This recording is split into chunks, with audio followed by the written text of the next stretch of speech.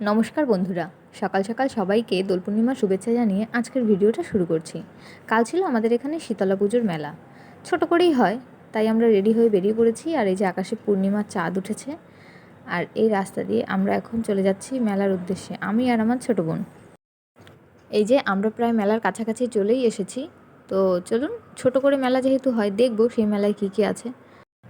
তারপর আমরা গুটি গুটি পায়ে পৌঁছে গেলাম মেলাতলায়। আর এই হচ্ছে শীতলা, রক্ষা আর কালীমায়ের মূর্তি।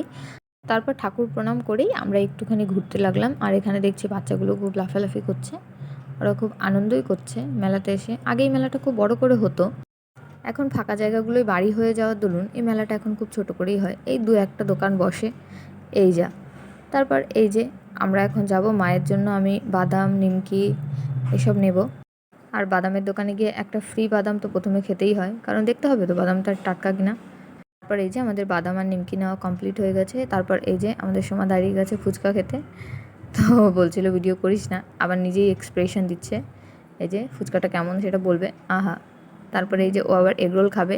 তো আমরা দুজনেই এগরোল খাওয়ার জন্য দাঁড়িয়ে গেছিলাম। এগরোলটা দেখে মুখে হাসি চলে এসছে। তারপরে এই যে এগরোলে একটা কামড় বসিয়ে দিল, ফুড ব্লগারদের মতো রিভিউও দিল। এই করে আমাদের কমপ্লিট হয়ে গেল মেলা ঘোরা। এবার আমরা বাড়ির দিকে রওনা দিলাম। আর টাটা বাই বাই। এরকম ভিডিও আরও দেখতে হলে প্লিজ আমার চ্যানেলটিকে সাবস্ক্রাইব করে দিন।